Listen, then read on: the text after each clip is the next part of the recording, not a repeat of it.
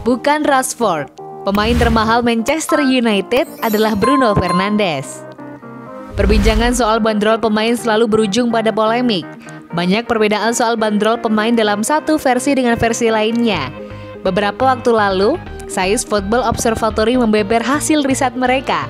Dalam riset yang dilakukan pada 2020 ini, mereka menghabiskan Marcus Rashford sebagai pemain dengan bandrol paling tinggi di dunia saat ini. Rashford dalam riset Saiz disebut memiliki bandrol sebesar 150,1 juta pounds. Bandrol pemain Manchester United ini mengungguli bandrol harga kolega satu timnya, Bruno Fernandes, yang menempati posisi 4 dengan nilai 136,9 juta pounds.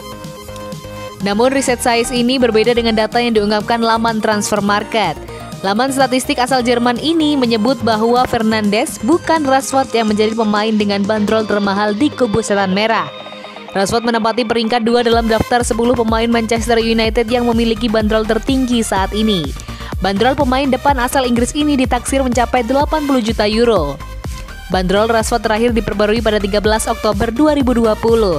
Bandrol pemain berusia 23 tahun tersebut sama seperti bandrolnya pada pembaruan sebelumnya pada 30 Juli 2020.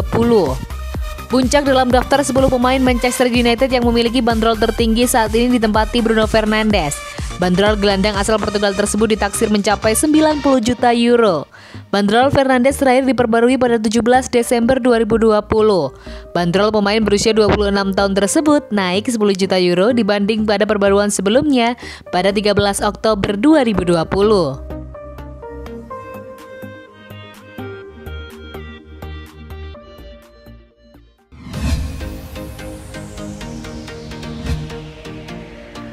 Ada Manchester United versus Liverpool di babak keempat Piala FA 2020-2021. Seperti apa catatan pertemuan MU versus Liverpool? Dari hasil pengundian babak keempat dan babak kelima, Selasa 12 Januari 2021 dini hari waktu Indonesia Barat, MU akan jadi tuan rumah untuk Liverpool di Old Trafford pada 23-24 Januari.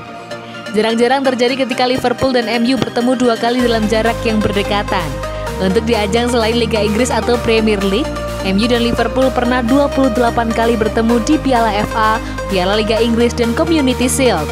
Sejauh ini MU unggul dengan 12 kemenangan berbanding 9 milik Liverpool, sementara 7 sisa berakhir imbang. Duel MU versus Liverpool paling sering di Piala FA sebanyak 17 kali dengan MU unggul jauh lewat 9 kemenangan, Liverpool hanya punya 4 kemenangan. Bahkan jika dipersempit, Liverpool tak pernah mengalahkan MU di kandang pada partai Piala FA sejak 12 Januari 1921. Pertemuan paling ikonik antara MU dan Liverpool adalah di final 1977 ketika Setan Merah menggagalkan upaya treble winners rivalnya yang kala itu dilatih Bob Paisley. Sementara MU juga berhasil mengalahkan Liverpool lagi di final Piala FA pada 1996 lewat gol Eric Cantona di penghujung laga. Setelah itu Liverpool sulit mengalahkan MU di Piala FA sampai akhirnya disudahi pada 2006. Pada 18 Februari 2006 Liverpool menang 1-0 atas MU di babak kelima dan akhirnya jadi juara di akhir musim. Dari 3 pertemuan terakhir di Piala FA, Liverpool unggul dengan 2 kemenangan dan 1 kalah. Kekalahan terjadi pada 9 Januari 2011 saat takluk 0-1 di babak ketiga dan dibalas setahun berselang di babak keempat lewat kemenangan 2-1 di babak keempat.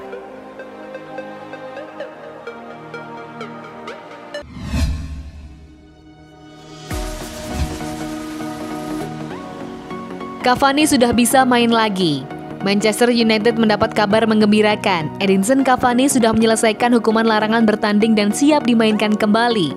Cavani dijatuhi sanksi larangan bermain oleh Federasi Sepak Bola Inggris (FA) setelah dinyatakan bersalah atas tindakan rasialisme. Penyerang Uruguay itu dianggap rasis lantaran menuliskan kata negrito ketika membalas komentar penggemar di media sosial. Tindakan kontroversial Cavani itu dilakukan setelah MU menang 3-2 atas Southampton di Premier League pada akhir November 2020. Dalam pertandingan tersebut dia mencetak 2 gol kemenangan Setan Merah. Alhasil Edinson Cavani dihukum larangan bertanding selama 3 pertandingan yang berlaku sejak duel MU kontra Aston Villa pada 1 Januari 2021. Dia tak tampil saat MU tumbang 0-2 dari Manchester City di Piala Liga Inggris serta dalam duel melawan Watford di Piala FA yang berakhir dengan kemenangan Setan Merah 1-0. Kini Cavani telah menjalani sanksi larangan bertanding di 3 pertandingan yang dijatuhkan kepadanya. Striker 33 tahun itu pun dapat bermain lagi ketika MU bersua Burnley di Premier League. Ole Gunnar Solskjaer selaku manajer Manchester United menyambut gembira atas berakhirnya sanksi Cavani. Pria Norwegia itu pun dapat menurunkan kembali striker andalannya tersebut dalam persaingan merebut titel Liga Inggris.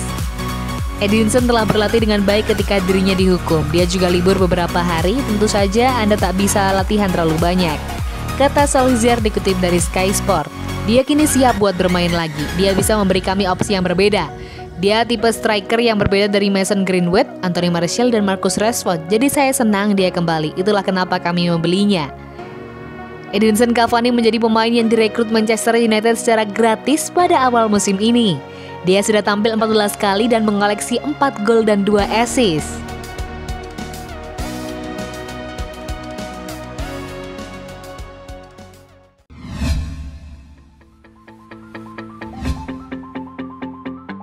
Tiga pemain Manchester United yang jadi korban kedatangan Boubakary Soumaré.